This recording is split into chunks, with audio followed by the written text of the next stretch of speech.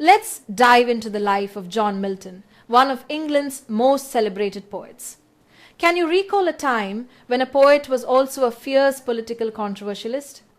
That was Milton, a man who lived through a period of great civil war and wrote about it with passion.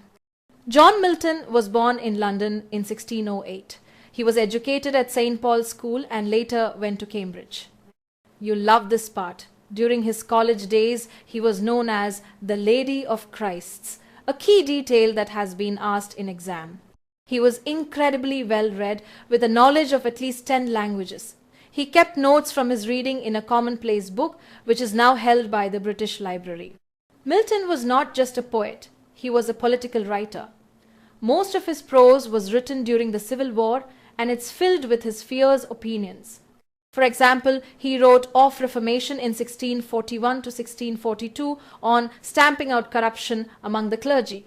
He also wrote The Doctrine and Discipline of Divorce in 1643, where he advocated for divorce based on mutual incompatibility, a point that has been asked in exam. And he famously advocated for freedom of the press in his work Areopagitica from 1644, a fact that has also been asked in exam. Finally, he even argued for Charles I's execution in his work Iconoclastes in 1649, a daring position that's been asked in exam. Milton was a civil servant and the voice of the English Commonwealth, writing works for an international audience. He defended the government against attacks from abroad, supported the abolition of the Church of England, and even argued for the execution of King Charles I in his prose works. His entire political philosophy was built on opposing tyranny and state-sanctioned religion. Here's something you probably didn't expect. After the monarchy was restored in 1660, Milton faced threats of arrest and even execution because of his controversial writings. This is a crucial detail about his life that has been asked in exam. He was considered a dangerous enemy of the state. Now let's decode this. Milton believed deeply in liberty of conscience and religious toleration. He also upheld the paramount importance of scripture as the ultimate guide for faith. You'll love this part. His influence extended far beyond his time, inspiring later movements like the American and French revolutions. His reputation as a literary giant is cemented by his 3 masterpieces, the great epic poem Paradise Lost, and the later works Paradise Regained and Samson Agonistes. In 1859, Macaulay wrote a famous essay on Milton. Now here's the golden trick. T.S. Eliot, in his essay The Metaphysical Poets, contrasts the poetry of Milton and Dryden with that of other French writers, a key point that has been asked in exam. And don't forget that Matthew Arnold, in his study of poetry, argues that Chaucer lacks the high seriousness that immortal poets like Homer, Shakespeare and Milton possessed, a point that has also been asked in exam. Hold that thought, because modern critics have also given us fascinating new ways to read Milton. Christopher Hill's Milton and the English Revolution interprets Milton as a figure deeply engaged with the politics and upheavals of his time, a fact that has been asked in exam. Then we have Catherine Belsey's John Milton, Language, Gender, Power, which reads Milton through the lenses of gender and power, a point that's been asked in exam. You'll love this part. E.M.W. Tilliard's famous book, Milton, places him in the tradition of Renaissance humanism, a fact that's been asked in exam. Finally, Thomas N. Corns's Milton's Language analyzes Milton's unique linguistic style and rhetorical strategies, a detail that has been asked in exam. Miltonic verse is the term for his unique poetic style, a form of English heroic verse that doesn't use rhyme. This is a point that has been asked in exam. You'll love this part. Milton's use of this blank verse in Paradise Lost from 1667 was so powerful that it helped restore the style to its former grandeur and made it more popular among other poets. This is a key fact that has been asked in exam. Alexander Pope's poem, An Essay on Man, from 1733, has a direct connection to Milton. Pope's goal in his poem is to vindicate the ways of God to man. which is a clear and direct variation of Milton's famous claim in the opening lines of Paradise Lost, where he says he will justify the ways of God to men. This specific connection has been asked in exam, so let's be careful to note it down. It's a perfect example of how one great writer builds on the work of another. Let's talk about John Milton, the poet whose works shaped 17th century English literature. Remembering the long list of his writings can feel overwhelming, so here are two simple codes. Code 1 is Christ Shakespeare 23 Lane Castle of Comus. Break it down. Christ equals on the morning of Christ's nativity. Shakespeare equals on Shakespeare. 23 equals on arriving at the age of 23. Lane equals l'allegro. Castle equals a mask at Ludlow Castle or Comus. Comus equals reminds you of the mask itself.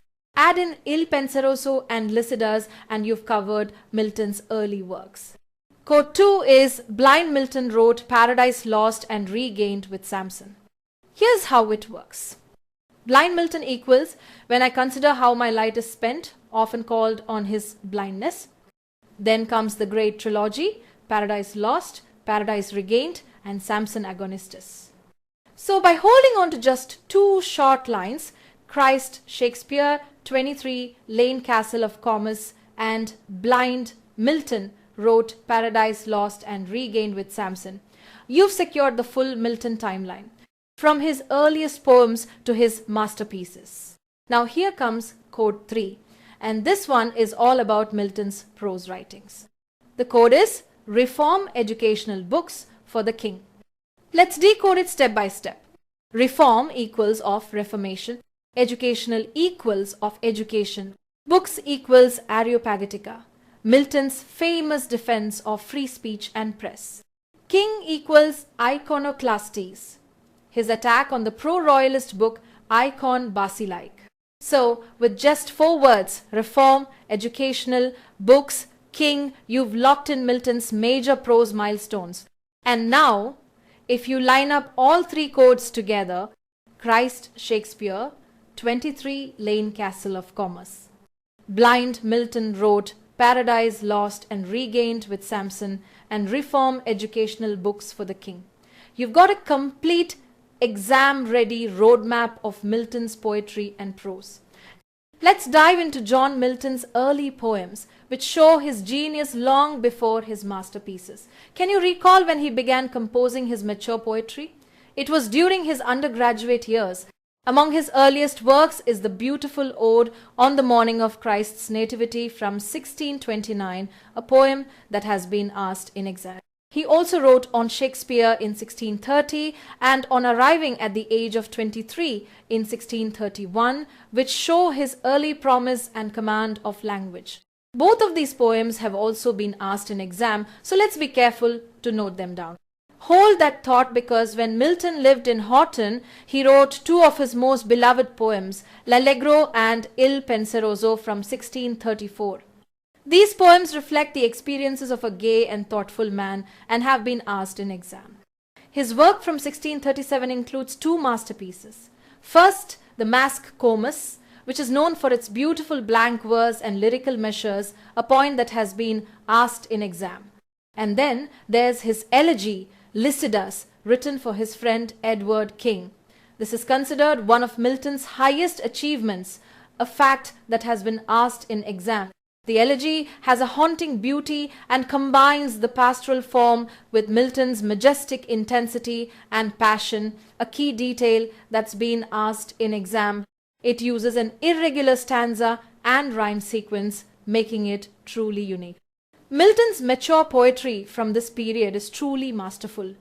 His Italian sonnets are powerful, and his sonnets on his blindness and on the late massacre in Piedmont are considered his finest. His epic poem, Paradise Lost, was begun in 1658 and published in 1667. This key fact has been asked in exam. The poem is divided into 12 books and follows the classical epic form, a point that has also been asked in exam. It tells the story of the fall of man and Lucifer's rebellion. Milton's blank verse in this poem is so innovative that it established a tradition in English blank verse, a legacy that's been asked in exams.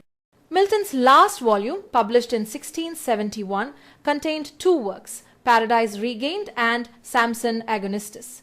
This is a key detail that has been asked in exam. Paradise Regained tells the story of Christ's temptation, complementing Paradise Lost. However, it is a briefer and more austere poem. You'll love this part. Samson Agonistes, written around the same time, tells the story of Samson's death as a Philistine prisoner, a tragic tale that has been asked in exam. Milton saw resemblances between himself and the blind hero Samson. This poem follows the Greek tragic form, with a unity of time, place, and action, a point that has been asked in exam. While its style is bleak and bare, it has passages of profound emotional depth and intensity.